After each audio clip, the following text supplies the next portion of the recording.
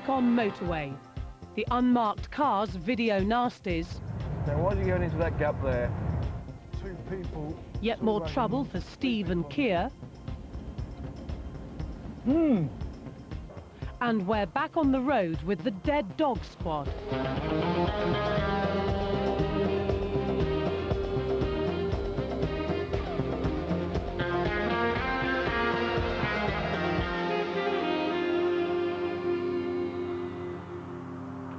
"7 a.m. at the Anstey Motorway Maintenance Depot in Warwickshire. It's home to the M6 clean-up team, otherwise known as the Dead Dog Squad, and foreman Alan Neal. 10 early, 7 o'clock. When we get these 3 o'clock starts, that's what catches you. The Dead Dog Squad don't just deal with the motorway's occasional canine casualties. They repair the road, make it safe and keep it clean 24 hours a day. Today, it's scrubbing and brushing. That's the way to do it, ain't it? Barry's going to clean some signs around the top of the motorway here, and I'm going to hold the ladder for him. I can't be replaced, but he can.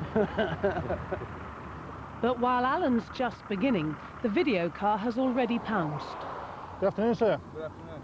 We were sat at the top of the slip road at the junction, which is controlled by the traffic lights.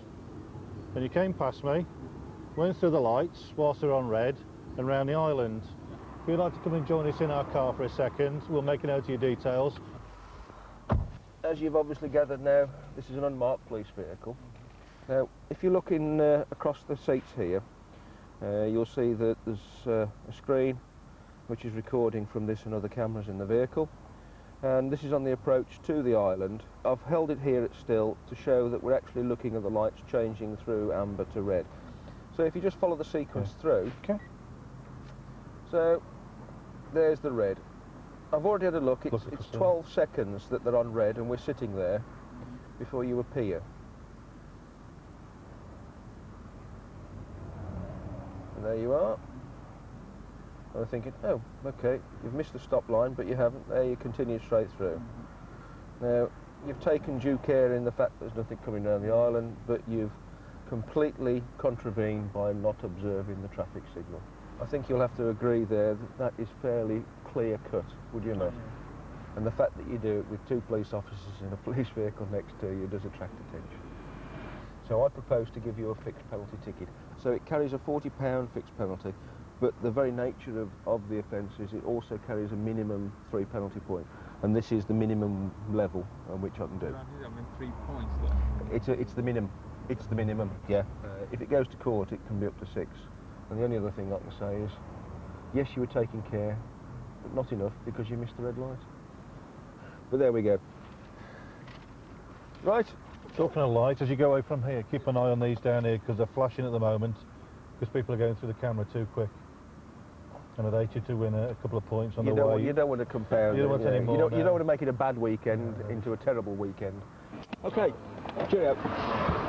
Another case of £40 means nothing, but the points does. The stinger is always the points. It's what we call the great leveller. It doesn't matter what your income is. You can have unlimited funds, but the more points you collect, you'll still get banned whether you've got a lot of money or not. Yep. The same number of points is the same prize for everybody. You must have knocked the ball about that, you know, Barry. We'll have a look when we get back. There are no speed limit signs on the motorway, something of a relief to Alan and his sidekick, Barry James. That'll do you. Get up. They have hundreds to scrub down every fortnight. Oh, yeah. Get on together, it makes life easy. Yeah, you've got to be able to trust one another and work with one another. There's a good scrubber, is our Barry. Down there, Barry. Barry, you've missed a bit there. That's a V and a E. How's that? Let me wet your thing again, Barry. What, it don't drip on you, I Alan? know that. Look, Barry, you've just dripped on me. These have got to go back. In your clean coat? We only clean Coventry and rugby, don't we, Barry? Yeah. Some good mates live in rugby. Keep that ladder still. What's she doing, Barry? Hey, Barry! I know. Come on! She's looking at the map. She stopped to look at a map. Just got out to pick to the booth, get a road atlas out, now she's sitting there reading a map. Crazy people. They don't realise the danger on the hard shoulder, do they? They're there for emergency, not to read the paper or a map, like, you know. Tasty bit of stuff, mine. Mick and Roger in the unmarked car now have a weaving driver in their sights. Front. Now, why is he going into that gap there? Effectively closed the door for the Nova, didn't it? He's in and out of there like a fiddler's elbow. Time for a speed check, I think, see what we're doing at the moment.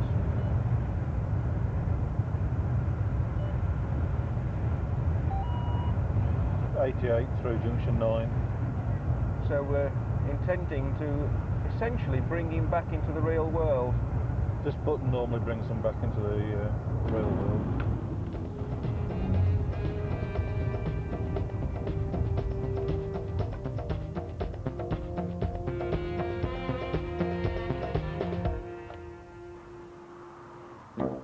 For officers Steve and Keir, life's a lot more sedate.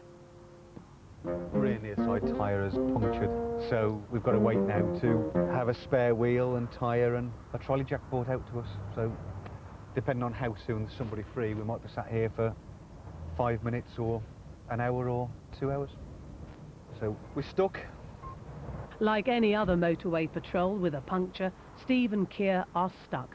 None of them carry spare tyres. With all of the emergency kit on board, there's simply no room for them.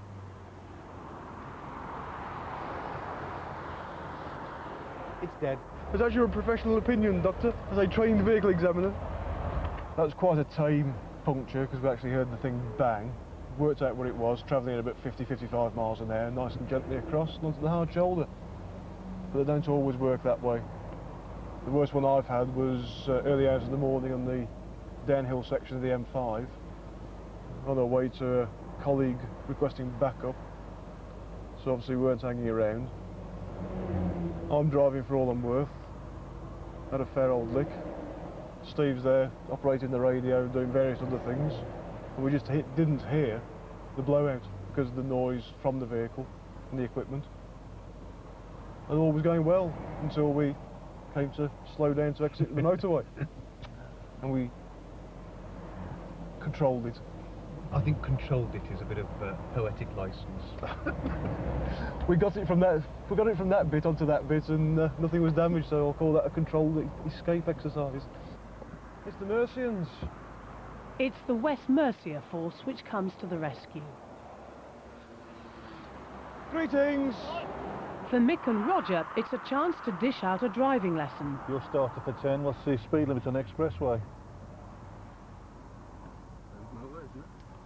No, 50 mile an hour speed limit on expressway. All your access slip roads have got a 50 mile an hour speed sign on them. And all the way down the expressway are repeater signs to reinforce the speed limit.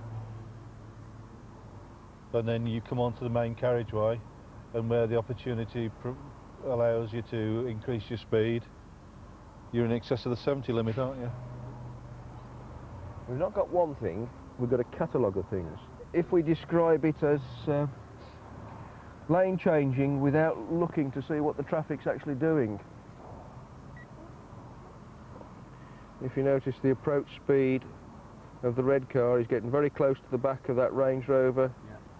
He's going to do one or two things. He's either going to have to brake or he's going to have to pull out.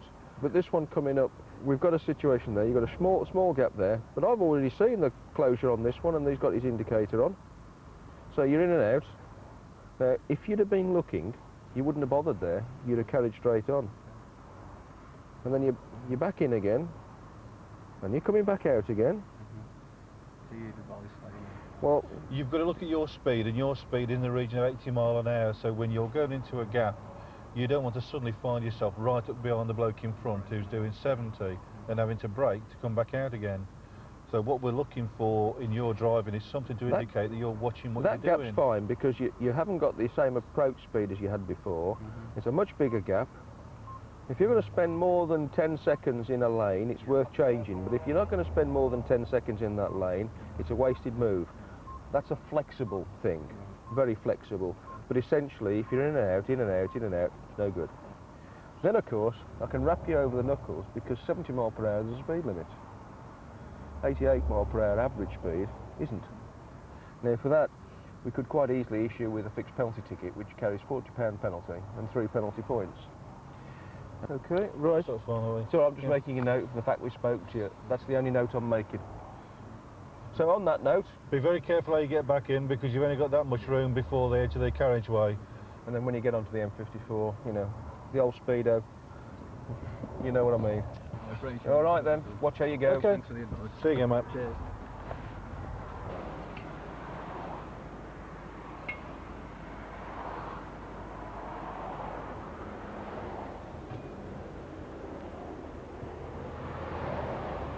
See any damage on it? No, not yet. The valve must have blown out. So there's a little hole, isn't it? We're in lane 3 when it went. Oh, not quite as dramatic as that. Could have been. Oh. Cheers, chaps. Okay, thank you kindly. See you in a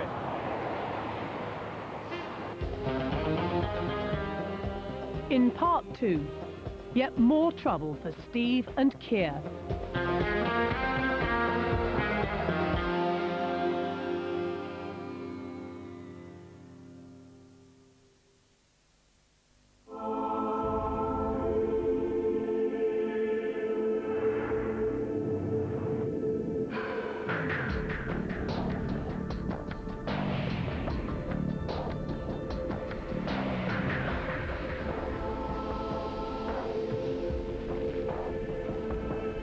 Have you ever seen anything like that? No, never.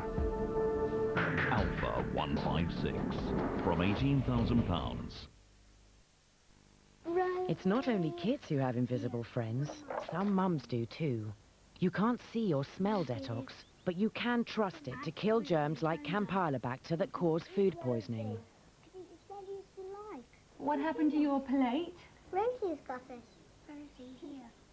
Rosie, stop it. Detox antibacterial cleanser. Protect your family. Reach for the sword. Mum, what about pudding? My invisible friend's making it.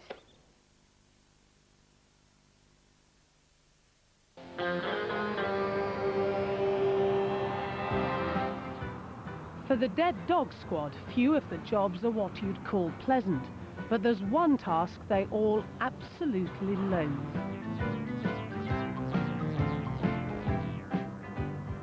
Chucking things out the car on the motorway is pretty naughty because you've got to think of the effect of the vehicles behind swerving to avoid whatever you've thrown out because they don't know what it is you've thrown. After that, at some point, our guys got to go out and pick it all up again. Well, I'd put this on the lower scale of enjoyment. Yeah, it's a job that's got to be done. I mean, I wouldn't particularly fancy doing it. It's boring, basically, very boring job. You just sort of blank yourself off and the day goes. You say you're walking, bit of exercise, and you wouldn't call it fresh yet, but there's some air about. Toilet system. Well, you name it. If people use it, it ends up on the motorway. You might find the kitchen sink to go with a set of saucepans. Who would throw them away in the first place? I mean, that's not going to rot down or do anything, is it? That's going to stop there for years, obviously, if it wasn't fixed up. Dump anything, wouldn't they? That don't make sense, it's terrible. Steady, Alan. Don't know exactly what it is. It could be like for people to stop off here for one on the way to London. There you are, there's a little, that's a little present from one of our lorry drivers. It's certainly not Coca-Cola anyway. They're driving along, they're between stops, I suppose, and they just fill an empty pop bottle and throw it out the window. They don't realise that somebody's out there and going to find it and pick it up. They think that that's it. It's just gone into oblivion, and you know, nobody will ever see. No, we know what to look for now. Yeah. We've stopped drinking it anyway. Keir and Steve are back up to speed again after their puncture. They've been called to a car perched on top of the crash barrier at a busy intersection. Mike Alfrost, Tango 2. This vehicle, it would appear from what we can see, has actually gone up the ski jump and sat on top of the barrier rubber. 2 people, 2 wagons, 3 people on the... Mike Alpha Oscar Tango to Bustiero. Right. Anybody injured? No, but the only thing I'm worried about is, I think that's petrol leaking at the back of the car. Right, so your car, is it? Okay, you just stay here for the time being, and we'll get sorted what we can get sorted, all right?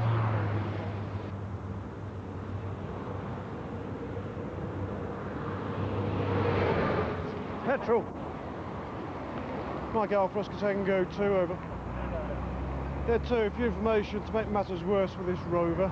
The petrol tank is leaking, though it's being absorbed by the sand underneath. If the park lane vehicle's available, we should be able to lift it clear over. I'm not prepared to drag it in case we spark it. Okay so far. No injury. Thanks for stopping anyway. All right then. Cheers. Just stop to see if they can help out. Kia's biggest worry is the fast-moving traffic. Keep my eye on the traffic because I don't trust them. There's no way I'm going to turn my back on them. I've coned out over there now to try and protect this apex that we're in. But even while I'm in the process of coning it out, we've still got people trying to chop the lanes at the last moment. The cones will give us some protection from idiots like that. I was told when I first came up here 7 years ago that the day that I turn my back on the traffic up here is the day that I go back to division. Put your flag out! Well, you can't do it from here now. You're going to have to get around the circuit and duck them behind them, yes. To make matters worse, this driver has missed his exit and wants to reverse, avoiding an 8-mile detour. How much petrol's in there? There's a full tank in there. There's Right. 65 or 62 litres. Right. At the moment, it's just a drip. Yeah. But really, there's nothing we can do with it until we get off the barrier. I've got one of our recovery vehicles coming. Yeah. What I'll do is I'll just take a quick resume of what happened off you now. Yeah. The only thing I've got to do is I've got to do it under caution. Okay? Yeah. Same caution whether you steal a Mars bar or whether you commit murder. Because I tell you, you don't have to say anything, but it may harm your defence if you don't mention now something which you might later like. The police are not the only motorway workers who cope with the constant threat of danger. The son of maintenance worker Steve Field died in an horrific car crash just 2 years ago. Courageously, Steve has stayed in the job. As soon as we know, we all rallied round him, and he's a good bloke, and to get over it like that, I think I'd have cracked up if it had been my lad, like, you know.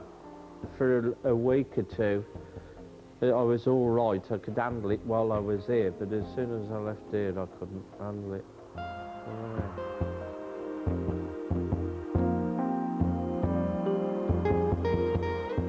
People don't realise how serious it is, that job. We all laugh and joke, but it's when something like that gets you, it, knocks you about, like. Any sort of travel's dangerous, so I always, it was always at the back of my mind. I think a lot of people would just crack up and give the job up, wouldn't they? I mean, must have been terrible for the chap. Strong character, must be. Steve is adamant that he'll carry on. Well, it was a constant reminder while I was on the motorway. It's 2 years soon, so it's getting a bit better.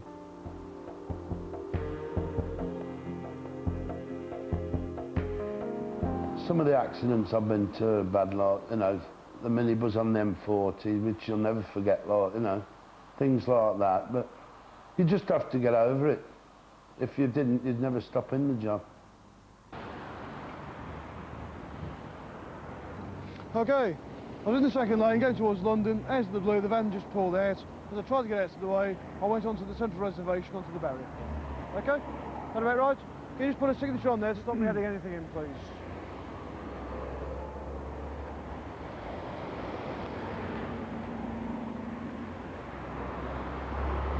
You'll get some who'll come and try and clip the cones out of the way. You'll get the ones if there's debris or water about. It's a good laugh to get in there. Give us a face full of spray. People hurling abuse as you go past.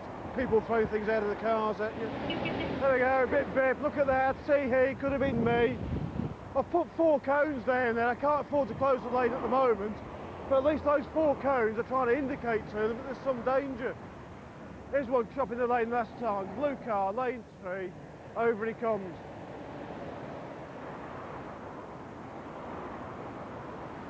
She's just travelled down the expressway. She's driven down the wrong lane, or what to her is the fast lane, passed all the traffic, last minute decided they're going to go. And it's all just for the case of, well, I overtook 3 or 4 of the vehicles and I got onto the motorway 30 seconds before the one in front. Makes me bloody furious.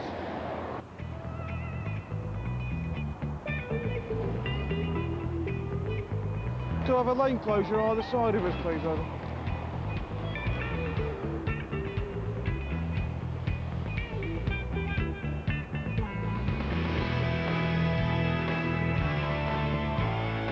Both these lanes have got red X's over them. How many vehicles have we got in them? Over!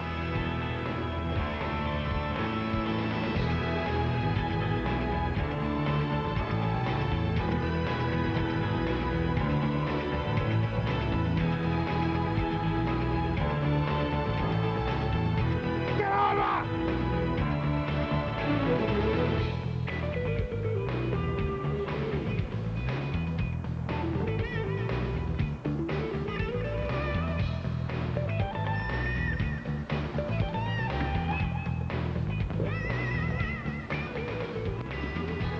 Both sides! Consul, I'd like to dress them in red and white coats and put them along this line and make them stand on it. Maybe then, if we used them as traffic cones, they'd understand how vulnerable we are here.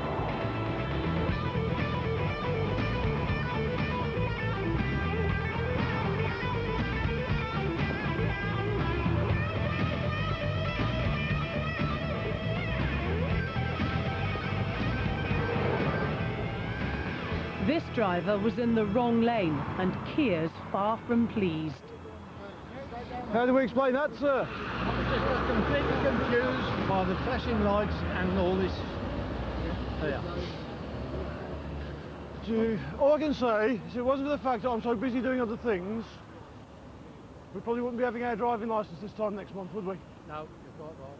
What's more, because the other people coming the other way have been distracted by what we're doing, they might not be watching what's likely to stop in front of them, let alone come the wrong way. Okay? There, but for the grace of God, hopefully I'm going home in half an hour's time. If that got horribly wrong, I wouldn't be home before tea time, would I? No. Count yourself lucky that I've only got 2 hands and both of them are busy at the moment. Go on.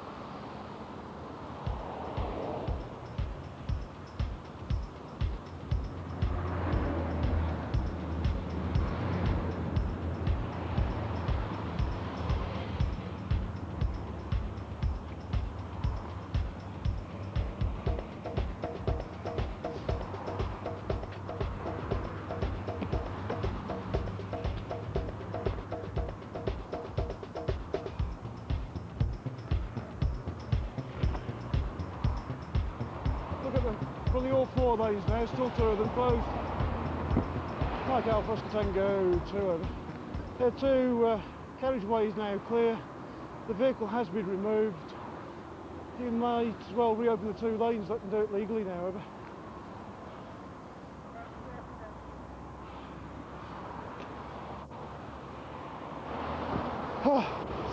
Pick up the pieces, tidy up and go home.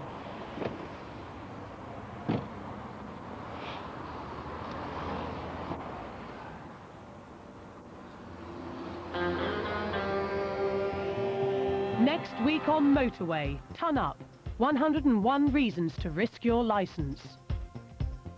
Rumbled, the drivers who crossed the line. And the day they were all dreading.